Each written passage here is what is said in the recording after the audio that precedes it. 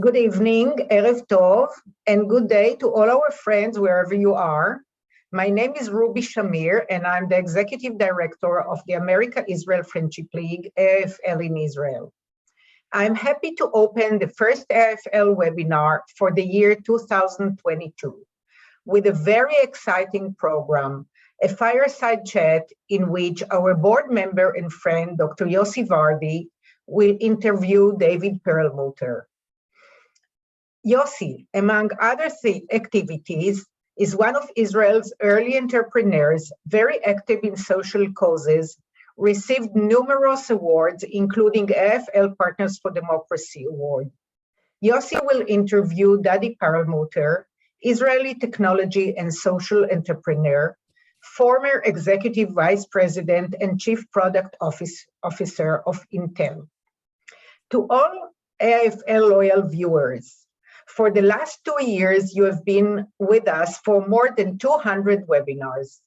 For this year, we are preparing for you a very interesting and exciting program on diverse topics. May 2022 bring all of you health and happiness. Looking forward to having you all on our programs. Please let us know where you are calling from via the chat on your computer, and please feel free to ask questions via the chat as well. Yossi, please, the floor is yours. Thank you very much, Ruby.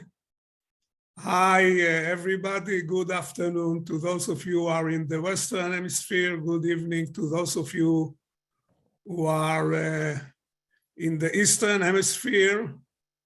We will have tonight another fireside chat in our series of fireside chat with leading figures of the Israeli ecosystem. It gives me really a special pleasure to introduce to you Dadi Perlmutter.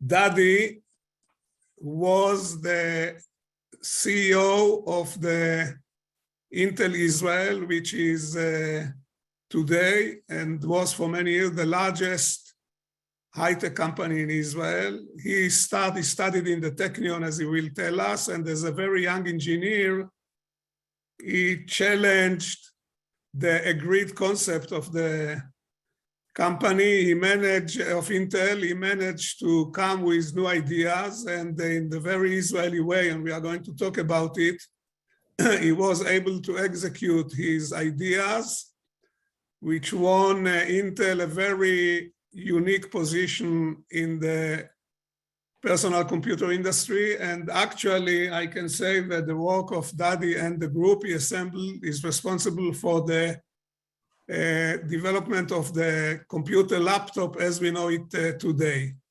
We will dedicate our 1 hour to the 4 following areas, if time will allow. One, we will discuss with Dadi his career in Intel. We will try to gain some insight to the chip industry and where it's going, and we will inquire Dadi about the two cultures, the American and Israeli, because after his success in Israel, he was moved to the United States and was one of the 5 vice presidents who ran Intel. At one point of time, he was in charge of Intel personal computing products, which were, and if I'm wrong, you will correct me, responsible for 80% of the company income or something like this. You're wrong. I'll correct you later. You correct me.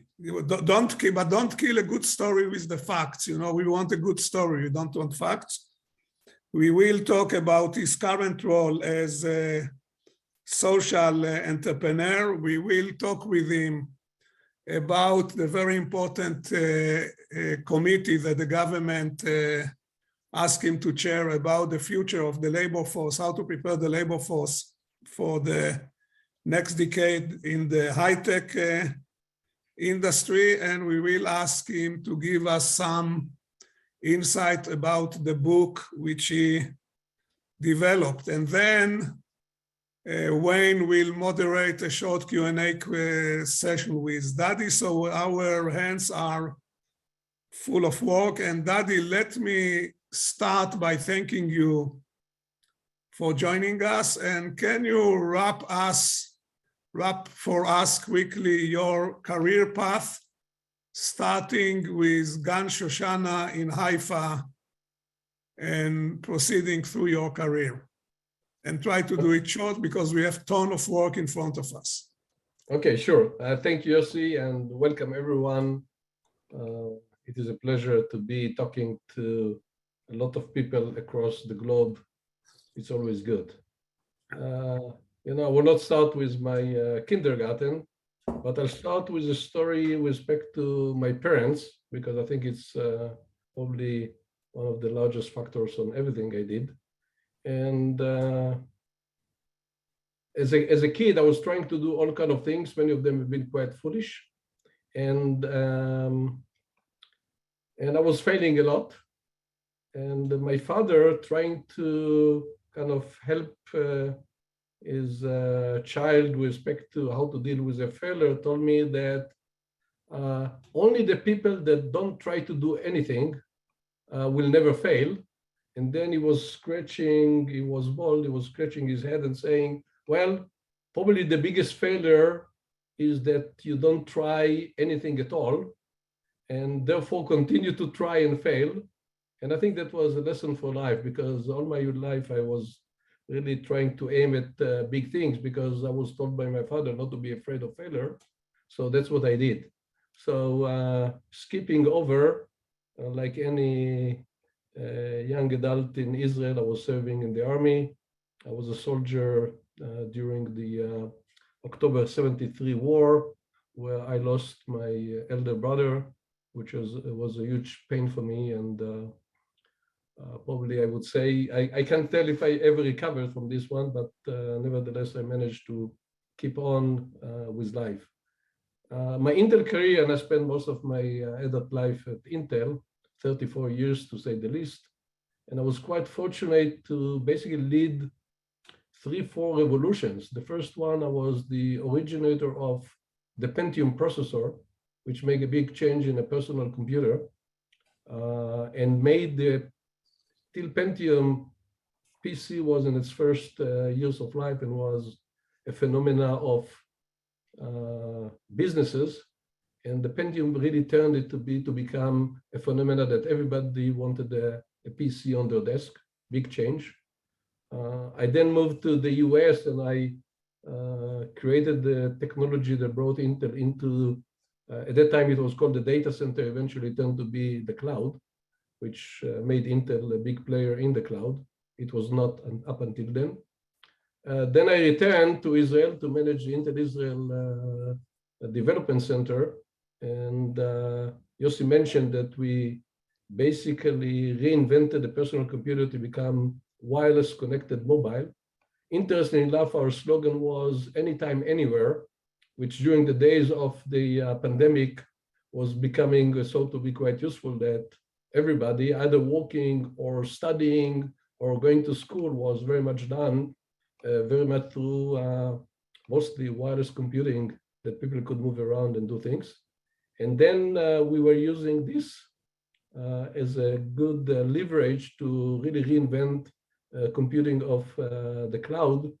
And as a result, I was punished to be moved again to the US with my, we left our 3 elder kids at home. Only the youngest came with us. And at that time, I managed not just the personal computer, I basically managed all the Intel products. I was the chief product officer. I had the easy job to manage 35,000 people. And the revenue that I commanded was more than 95% of Intel revenue at that time. So quite happy. Not bad for a young Israeli kid from Haifa. That's correct. Where did you learn how to do all these things? You came to Intel practically with zero experience. You know, it's the reason I started with my story about, as a kid, I always tried to do things that, you know, I had this challenge of trying to do things that people didn't do before. As I mentioned, many of them have been quite foolish. And as a young kid, I was doing all kinds of crazy things with my bicycles, and not always brought happiness to my parents. I think that few things played. One, in the early 80s, the Intel Israel site was very small. We have about 50, 60 engineers. And the whole culture was, we didn't come here to walk and do this, doing this boring things for Intel that nobody in the US want to do. We want to tell Intel how to do things. And I bet Yossi will come to that later with respect to how Israeli think. And we tried all the time to challenge the Intel headquarters in California with all kind of crazy ideas that came from Haifa. How the middle management accepted it? Well, they didn't like it at all. Well, didn't like it was quite an understatement. They hated it. And in one of the cases, I mentioned the Pentium story. We had this proposal. People told us from California that this is stupid because you guys in Haifa don't understand the market as we understand it in Silicon Valley. So we were so frustrated, we sent a fax to Andy Grove, who was the CEO at the time, that was late 80s. A fax because management at that time didn't have email, only engineers had emails. And we asked him to reconsider what his people tell him and really do something like a Pentium versus other technologies that his engineers in California proposed to him. He was smart enough to know that we know better. Can you elaborate a little bit about the idea of power saving chip? Actually, the laptop called for two things, for Wi-Fi and bandwidth and for power saving. Can you tell us how it worked with your suggestion to do a power saving chip, just as an illustration? You know, this is one of the good stories. I believe it's one of the better chapters in my book. It started with a big failure because we were asked to do a microprocessor that will cut the cost of a microprocessor by half because competition were competing Intel in the late 90s by price, not by performance. And Intel was losing a lot of market share for that. And I volunteered to do this job. We had no clue how to do that because 50% cutting cost is not an easy one. Until a couple of engineers caught me in a corridor and told me that in order to do that, I'll have to do something which is counter to the common practice in Intel and the world at that time to speed up the microprocessor, to slow it down a little bit. And they proved to me that if you slow it down, you make it smaller. I will not get to elaborate on the technicalities, but that's what it is. We proposed it to the company, we did it. Unfortunately, we decided to do something else with a third-party memory and the product failed. What came out from the debrief that we did, that on top of cutting cost, we cut power by 50%. And the question was, what the hell do we do with this idea? Because nobody running a desktop cared about whether the microprocessor takes more power or less power. So we decided to get a story that if you want to do a laptop, which is going to be something very thin and light, still high performing, but with no wires, you have to cut to improve the battery life, but you have also add the wireless computing. Just to remind you, this is the late 90s.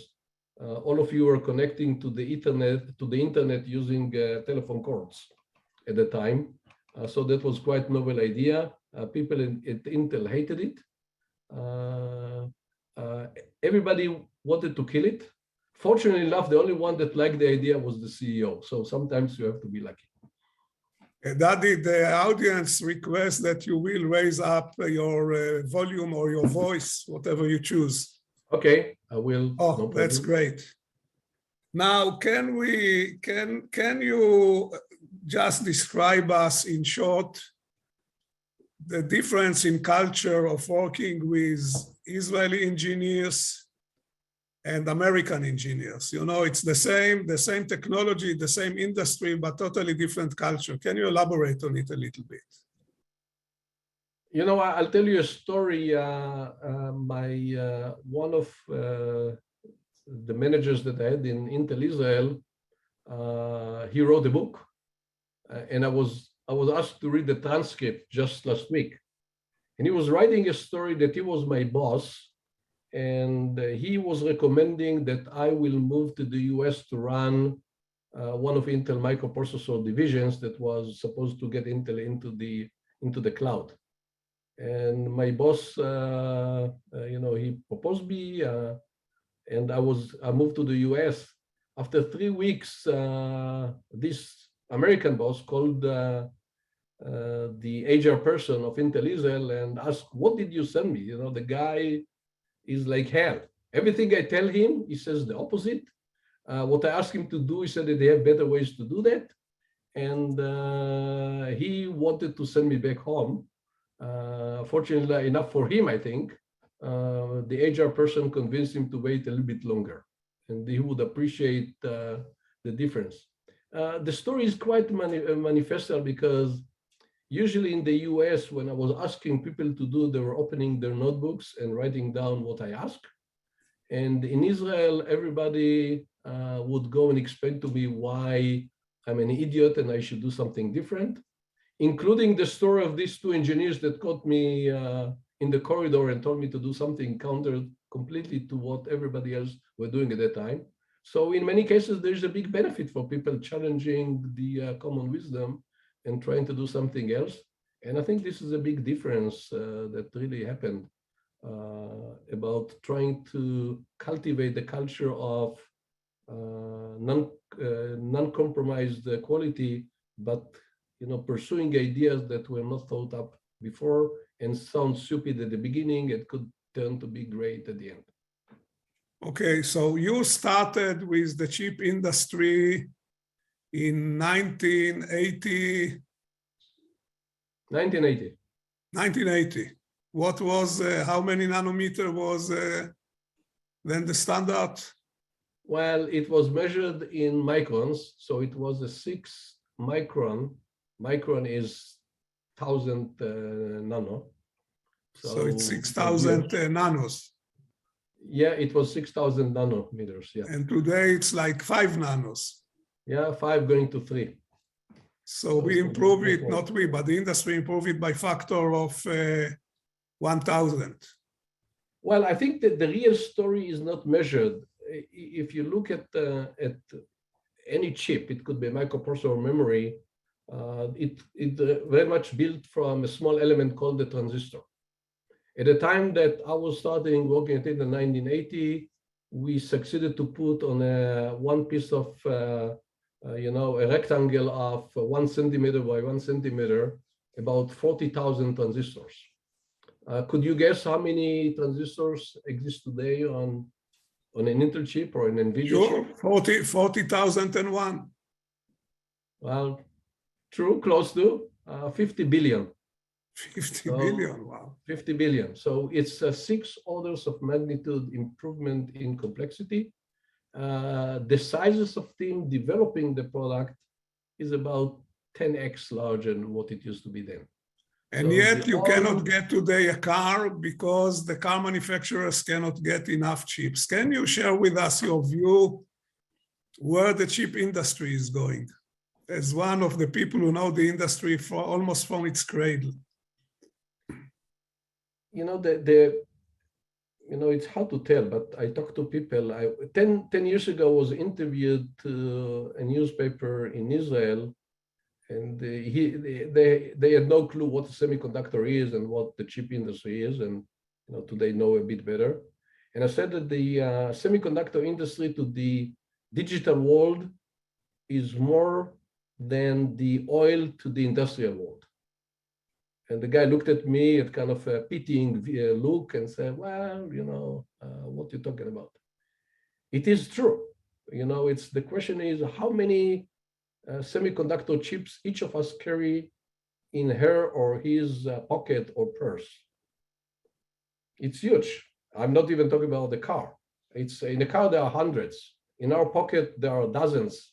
It's just a small phone or a microprocessor. Everything that we do, it doesn't matter if it's a computer, a phone, a car, we send pictures to the cloud. It's all about semiconductors. It's unbelievable how our life is dependent. How the world did realize that it's true, because when there was a shortage, cars cannot be sold because a car is like a small data center on wheels. Where does it go? It is a very good question, because the push of technology is becoming more and more difficult and more expensive. Yossi, I don't know if you know how much does it cost to build a factory at 5 nanometer? You can give a number? I don't know. $1 billion? Well, 15 billion. 15, one plant. Yeah. Why do you think Pat Gelsinger want to sell to IPO Mobileye? To make one plant, or no? Actually, well, he could say, people say 50 billion. Yeah, he could. If he IPO at 50 billion, he take half of it. He could build maybe a plant and a half. Now, our friend Adi Gamon from Silicon Valley is asking why Intel lost its leadership. I know it's because you left, but other than that. Well, I think other than that, I think that one of the key things, especially in technology, but it's true in any leadership, is a leadership that is open and listening. And the people that I'm most afraid of are the people that think they know everything. And unfortunately for Intel, they picked someone who thought he knows everything and didn't want to listen to anyone that told him that there is a trouble. And until the trouble was so obvious, so he was sent home. But it was 5 years too late. Tell me, where do you see Israel's role in this industry, in the semiconductor industry? You know, in the semiconductor industry, Israel plays a very interesting role in product development. In manufacturing, of course, everybody knows that Intel have a few manufacturing plants in Israel. They usually leading edge technology, which is good. And there's another semiconductor company called Tower, but they are on a different business, on a different one. But in the development... Please louder, please raise your voice. Okay, but in developing of semiconductor chips, Israel is a powerhouse. And not just every company in the valley has a development center in Israel, of course, Intel. Apple develops most of their iPhone and MacBook chips in Israel. Google and Facebook all opening chip design activities in Israel because everybody is now doing their own chip design. But there are a lot of very successful startups. Some of them have been bought by the big giants, like Intel bought an AI chip for $1.5 billion. Everybody likes to talk about Mobileye, but Mobileye is an autonomous car system, but they build their own chips. So they have a big chip design facility that does all their computer vision chips and everything. So Israel have a lot of capabilities to build chips and very much building the good system on top of it. So because it's a simple system play nowadays, not just a chip play these days. Before we move to the other areas, I will ask you a question that, you know, this is the most popular question we are being asked every day by foreign governments, foreign companies, visitors, etc. What we put in the water that our kids are drinking, which turn Israel to be such a hotbed for innovation and entrepreneurship. What is your view about it? Why it happens here? You know, I could have a speech. I'll tell you, it's very interesting. I was asked the same question about 15 years ago by the Delhi News. They asked me the same question. They wanted to make India at that time the IT country. And I told them something, you know, that tells me you don't have no clue about the Israeli culture. If you ask me what's wrong in Israel, I could give you a 10-minute speech without even thinking. If you ask me what's good, you need to give me a couple of minutes to think. I think the culture that I described before of not taking a common knowledge as a sacred knowledge and trying to question it. Everything that you do, you question, and interesting enough, when you, many times you just have stupid questions, but sometimes you get to a good one. And people are willing to have the entrepreneurship view of doing crazy things. In a sense, you could think that it comes from, you know, the whole history of the Jewish people is about doing something crazy, completely different than anybody else. You know, and starting with Moses or Abraham that says that only one God, not plenty. Right or wrong, it doesn't matter, but they wanted to be different. Also, Moses invented the PowerPoint. You know, he came with 10 bullets, which changed the world. Yeah, well, he was doing the first iPad. You know, it's a tablet.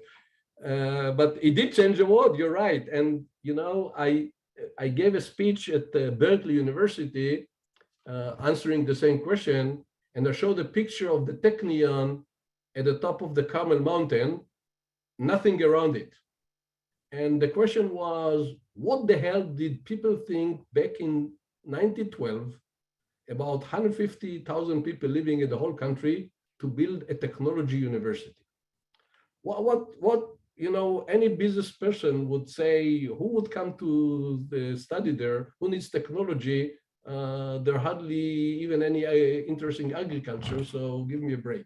So the whole essence of the history is about people doing something crazy, which is not necessarily written by the book. By the way, I would like to compliment our audience. Some of you can watch the very vivid conversation on the chat, which goes in parallel to our discussion. It's really a joy to see the level of engagement of our audience. Dadi, how certain you are that Israel will be able to continue to develop its high-tech and to maintain its position? What is needed and what you are contribute to it? And this is, of course, a segue to begin to talk about your very important committee that you are heading. Well, my answer would be that I'm very paranoid about that. That's probably what will lead us to continue to be leaders, because the worst thing you could do when you're a leader to sit on the laurels and believe that it's yours by right. You and I talked about that, Yossi, multiple times. At the end of the day, it's all about education. And if you look at the Israeli tech today, it's today extremely successful, very large. It's about 10% of the Israeli workforce work in tech, which is highest than any other place in the world. But Israel doesn't have too many natural resources, so this is our natural resource. So you have to increase it to make it better.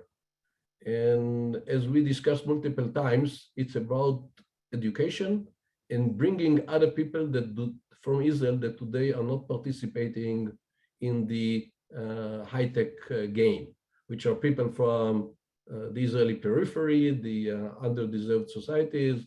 The Arab community is not sufficiently participating. The women are not sufficiently participating.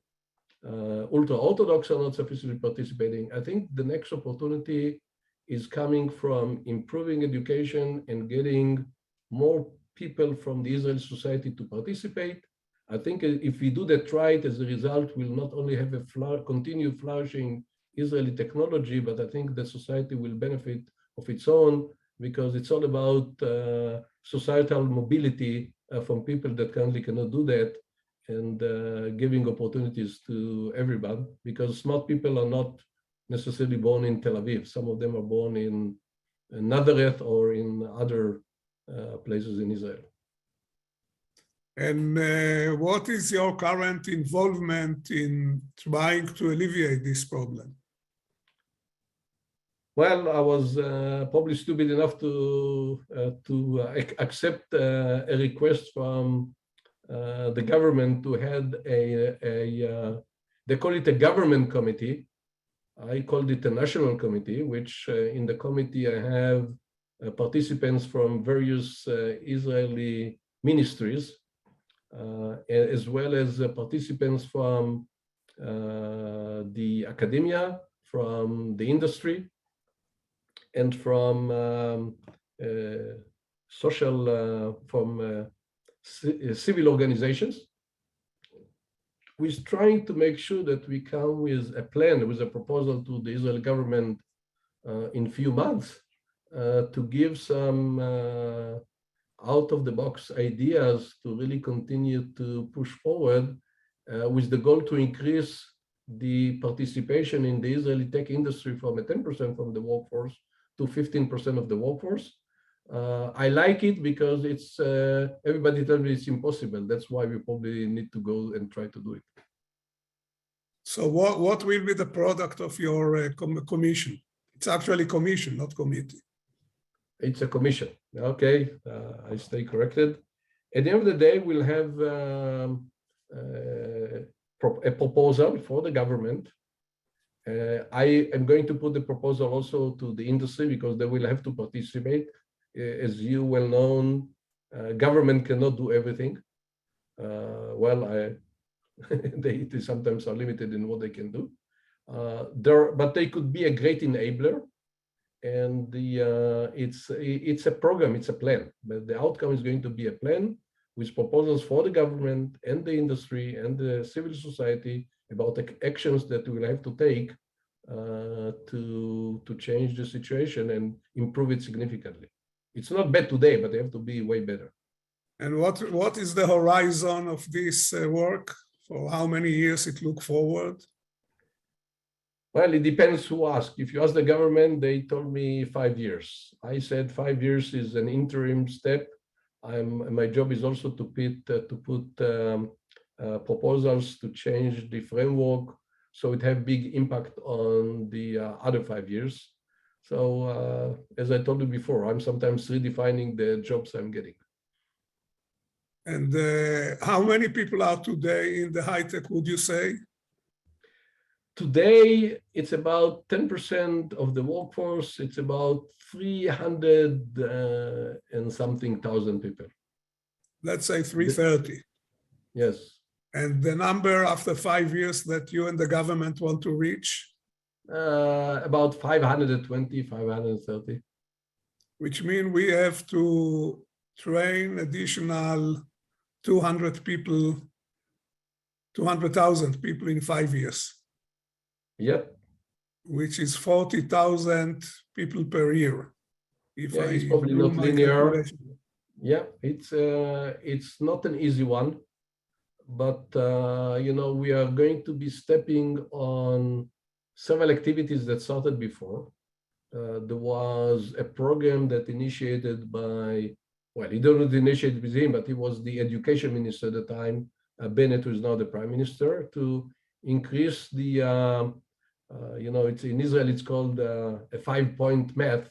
It's like an AP math in the US, if I coin it. And they doubled the amount of students in high schools that went through AP classes on math, which is not sufficient, but is necessary for people that would want to learn technology.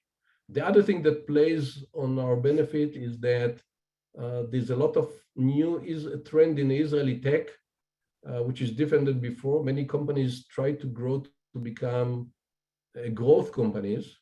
And as a result, they employ not just technology people, but also, people that used to be like in a headquarters, marketing people, product people. Can you elaborate? Can you expand on it? Because this is very important kind of change. Pivoting. They call it pivoting now. Yes. If you look at the Israeli tech, let's say 10 years back, there are two big parts. One, mainly US multinationals that like an Intel or a Google or a Microsoft that open up predominantly an R&D center in Israel. Intel was quite unique because they did also manufacturing, but it was a predominantly technology people, engineers, and computer science graduates. There was another part, which is a very vivid one, a startup phenomena, and people moved back and forth, of course, between these two companies. And most of these startups, at the end of the day, were acquired by whoever succeeded, acquired by these multinationals. What's interesting that the phenomena that happened every once in a while, like a Mellanox or a Checkpoint, became quite a phenomena, and there are at least more than a dozen of Israeli companies that went through IPO in NASDAQ, and they are growing to become standalone Israeli growth companies. And these companies, like any company, they try to do more and more things in Israel. What happened during the COVID pandemic, they realized that in order to sell their products, they can do it from Israel, don't have to do it. Most of these companies are software services of all kinds, and they can do the job of sales and marketing from the computer, not just from Israel and from home. And as a result, it opened an opportunity to increase the Israeli tech community or high-tech community with jobs which are necessarily technology-based, which not necessarily easier to do, but expand the people that could participate and play in the Israeli tech industry, which I think is a wonderful phenomenon. And I think that would be one of the things that will help us, but we'll have to put some real plans about how to cultivate this, how to make it happen, because the default would be for these companies to hire these people in Silicon Valley, which is not easier to hire. So I think it's a wonderful opportunity. You actually, coming to think about it, you actually, in your past, accommodated embracing a group of people which were not accepted in the high tech until I think Intel was one of the main companies which paved the way. And now I'm talking about the absorption of the Russian engineers in the 90s. Can you share with us this experience of yours? How did it work? And can it be used as a model to what we want to do now as a country? Well, this experience started even a decade earlier because Intel in the 80s was the only company in the Israeli tech that was hiring Arabs. Wow. That was done. The first Arab employee joined Intel in 1980. Just to have some name dropping, Johnny Saouji, who is now a senior vice president at Apple, responsible for all Apple engineering, used to work at Intel in Israel. He's an Israeli Arab, was born and raised in Haifa.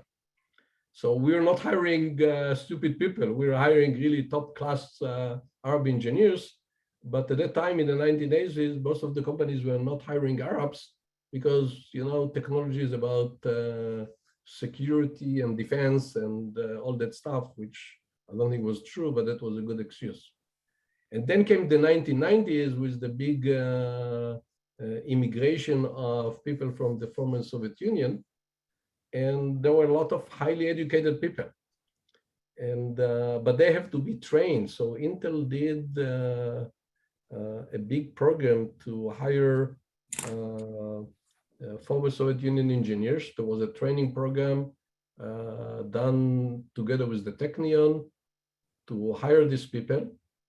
And I think that was by far, because the numbers were huge, the impact of Intel Israel was quite significant. I don't think that without this act, we would be able to do the big things I mentioned earlier with respect to the notebook revolution and this other stuff in the cloud, because we wouldn't have the amount of workforce needed. And these Russian engineers, extremely knowledgeable, extremely sophisticated.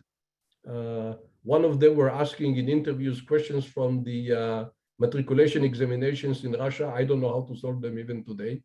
But this is what people.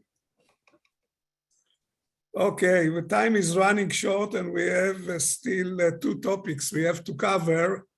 Can you tell us about your new book, what it is about? I understand it's now only in Hebrew, and when our audience will be able to look at it in English.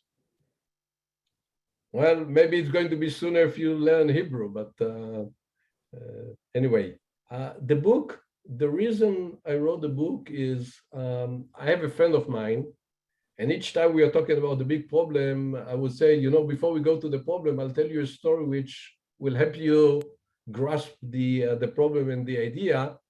And after the third one, he said, you know what, Dadi, why don't you write a book? I'll read it before I talk to you without you spending the time on explaining to that. And in a sense, I try to get a lot of the thoughts and ideas, because we are living in a world that is changing very fast. We covered a lot of the big changes and what the semiconductor industry have made to the whole tech world and then to the whole world with this unprecedented improvement. We said a million times more transistors, which yielded in billions times higher performance. So everything we do today, like artificial intelligence, is just based on all this innovation. And the world is changing so significantly, and it affects everything we do in our life, how we do shopping, how we get entertainment. 20 years ago, I said that people will see movies on their computer, which was streamed to them in Wi-Fi. I said it in the film festival in Cannes. People want to throw me away from the panel because I'm an idiot that doesn't understand how the movie industry really works. Well, so I decided that with my personal experience, I'll write a book that describes what happened and how the hell you make reasonable decisions and manage your life in a world that what you know today is not necessarily applicable for tomorrow. And it applies not just if you want to build a startup, it also applies if you are a mother and you're worried about what kind of education you want to get to your kids so they are successful when they graduate school 10, 15, 20 years from now, when no one can tell this poor mother what kind of professions will really exist when her child is going to be out. And if I'm a mother or a father, I'll be extremely worried about what the hell do I do? What kind of education do I give them? What do I teach them? What values do they have? And I build a lot of thoughts process, how you go by and manage either yourself personally or your organization, or if you're a government with respect to changes. I apply that to the education system, to the social activities and social entrepreneurship. They're all at the end of the day abiding the same rules and thoughts. Good. The last question before we move to Wayne Firestone to run the Q&A session is, can you tell us what you are doing today? You said it shortly, but can you give us a little bit more detailed rundown on your various activities? Well, after leaving Intel, I decided that I'm not going to work for a boss anymore. My father told me I should have made this decision 30 years earlier, but it doesn't matter. Since then, I'm doing a lot of investment in startups, deep tech, AI. I have a company that tried to do a superconductor in room temperature. Wow. People tell me that I'm crazy. If it works, you know, my father used to tell me, if you're trying to fail, at least fail on something that's worth doing. So this one, it sounds to me like, if you're successful, I'm going to help the entrepreneur to do that. It's good. But beyond that, I'm spending more and more time in social activities, which are very much have a common. It's about how to use education to bridge social gaps and connect communities. So I work with Yossi in the same social activities related to education in the Israeli periphery, trying to help schools which are not situated in wonderful places like Tel Aviv or Haifa, where parents could do the best for the kids. I'm doing a lot of work with bringing more and more Arabs into the Israeli tech. Results are very good, but still a work to do. We are also, my wife and I, engage with people from Ethiopian origin to give them opportunities to open so they could be part of societies, because it's very easy for us to go through let's increase the high tech and engineers, and we all come back to the same people that we all know, that learn in the same schools. And I believe there's opportunities for others. And the gain is not just for these people, it's the gain for all of us, because we're going to be a much stronger society, a much more successful, with more opportunities. Did you mention Sofen? Yes, I did. This is the organization that deals with bringing Arabs to the Israeli high tech, called Sofen. Yeah. Okay, and the last question, you know, as the old Israeli saying goes, that behind every successful man, there are two women, his wife, which has nothing to wear, and his surprised mother-in-law. Can you tell us a little bit about the role of Chaya in your success? Well, I hope she's not listening, because she's. And if she is around you, you can invite her to look at the camera. Well, I don't know if she's around. She's probably she's still working on something. But anyway, you know, I was fortunate because she's probably the real power behind me. Anything that does with education, she teaches me, because I'm not an educator. And on top of that, I was wandering around the world trying to do the things I told you about. And she, while being a school principal, still had to take care of 4 kids at home. So yeah, quite an achiever. Good. I hope I didn't embarrass you too much. Okay, we could have go on for another 3 hours, but Dadi, I really want to thank you a lot. You were inspiration to so many people, and I'm sure that the same is true to our audience. Wayne, the floor is yours. Dadi, indeed, thanks for your candor on your early influences in your journey and where it's taken you now. We have questions about the industry. We have questions about the future of semiconducting. So I'll just try to get to see as many as we can get to.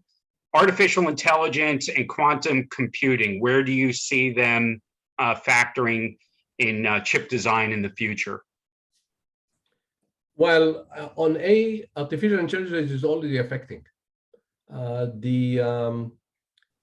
What people realized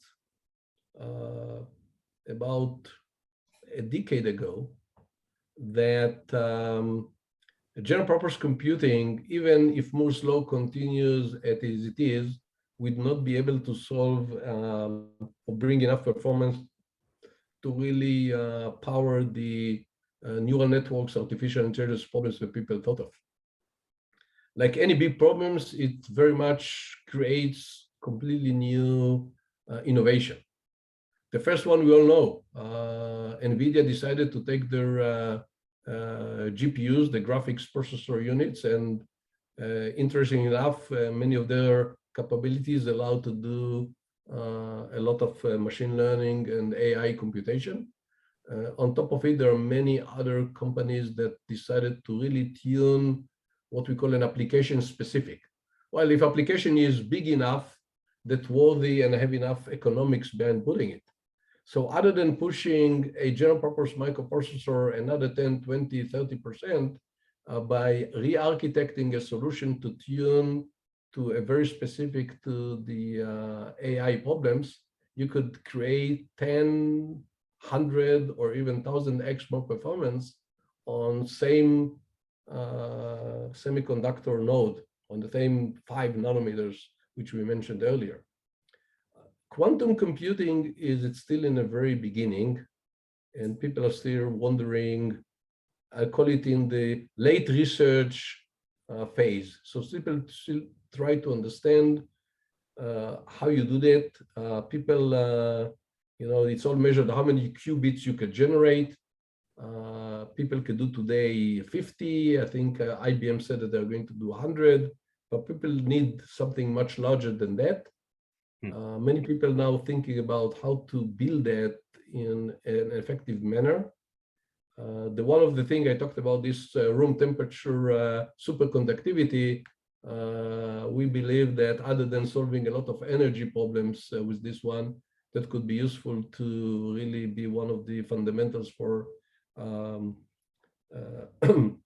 for quantum computing. But I think this is still not yet something that comes to how exactly you manufacture it. It will have a lot of manufacturing problems, how you create this stability and all this other stuff and all the problems of quantum computing.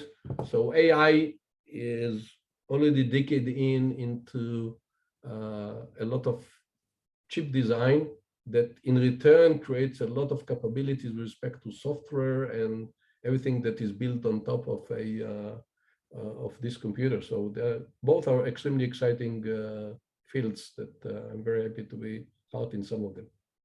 We have several different questions about the bad guys on the internet, and specifically scams aimed at the consumer, but also the larger piracy and hostage sort of situations that you're seeing with institutions. Israel is very advanced, I know, in cybersecurity. We've done some programs featuring startups in that area. What's your assessment of sort of where the industry is at? Or how many steps ahead or are you of the bad guys? Well, you know, I always go back to the Bible, where Cain killed Abel, and you know, God was complaining to him. He said, well, I didn't have a choice. Well, God told him, you do have a choice. There was a technology. He had stones and sticks, and he used them to kill his brother. So at the end of the day, the decisions between good and bad is not technology. If you look across the human history, it's all about human beings make a decision. Are you going to use atom energy to create energy to the world, or ruin the world, you know, 10, 15,000 times again and again?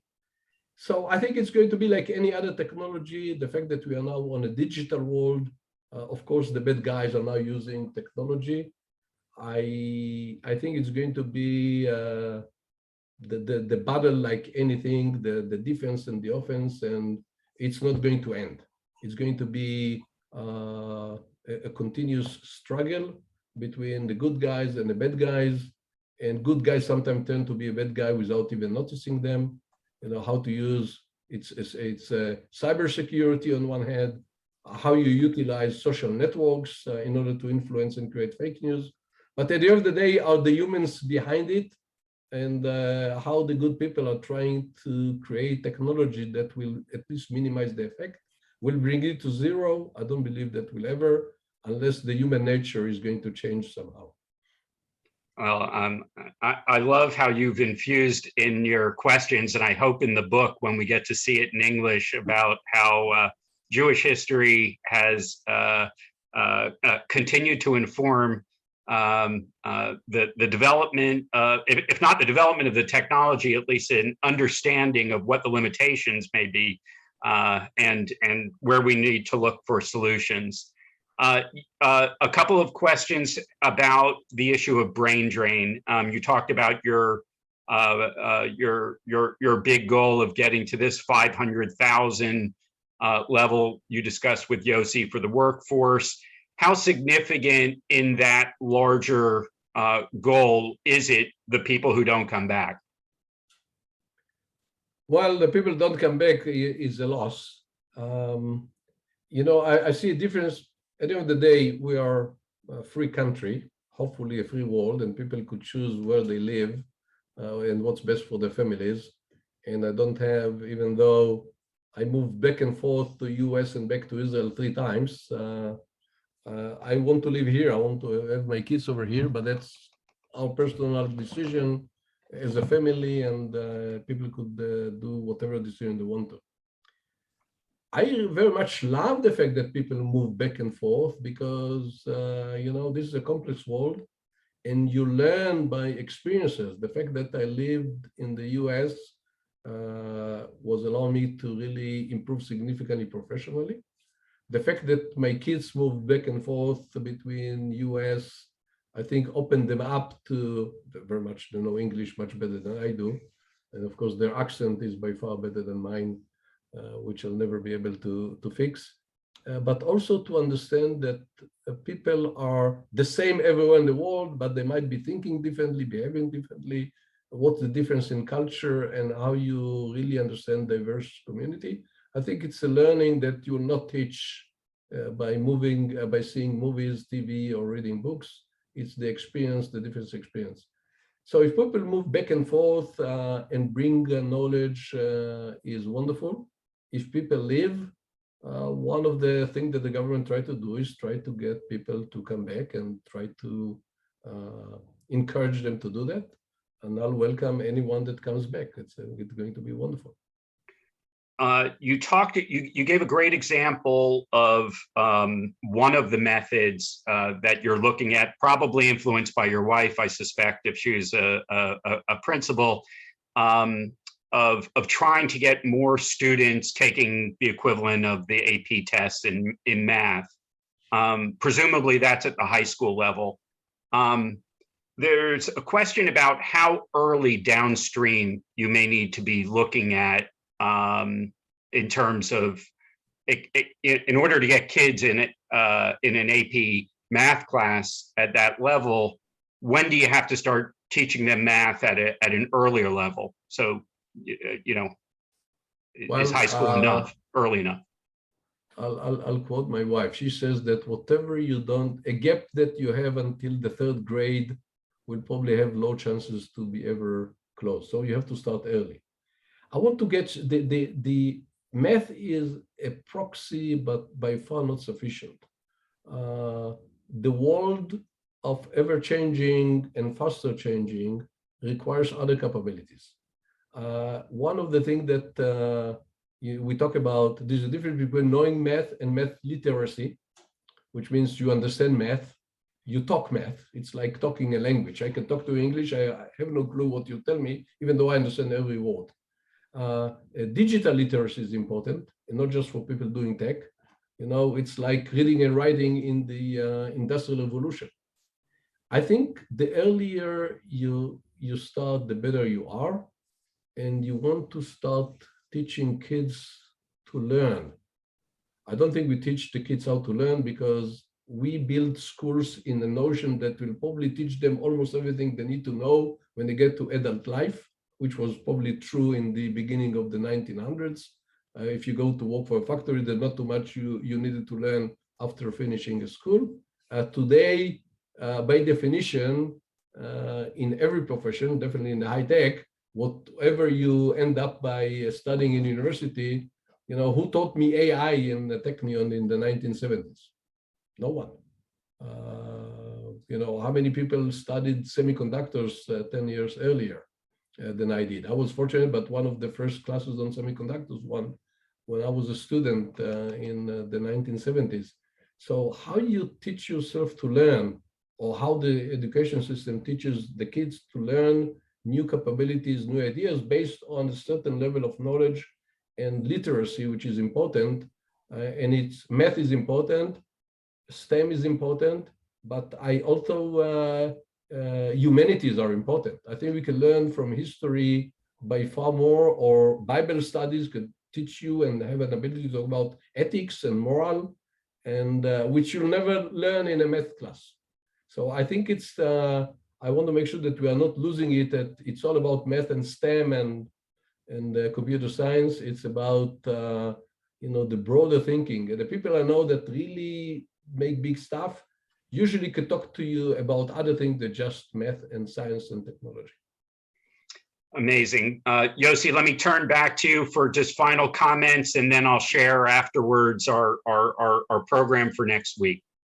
Thanks, Dadi. Okay, first of all, thank you, Wayne, and thank you, Dadi. I think we couldn't finish this discussion with any more important statement than the last word that Dadi said, that math and computers and physics are great, but without values and ethics, etc., it doesn't worth anything. Just to quote the famous historian Gibbon, who wrote the famous work about the rise and the decay of the Roman Empire, he said that the Roman Empire decayed because of losing the public virtues.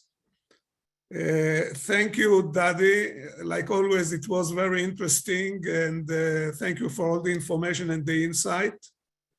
Thank you, Wayne, and thank you, the American-Israel Friendship League, for offering us this wonderful platform to bring the story of Israel to the attention of so many people. And again, thank you very much, the audience, which was really extremely active. And Dadi, I want to tell you that we saw very little churn during the conversation, which means that you were able to keep the a full 1 hour attention of the people. This is not something you should sneeze about. Thank you, Wayne, back to you.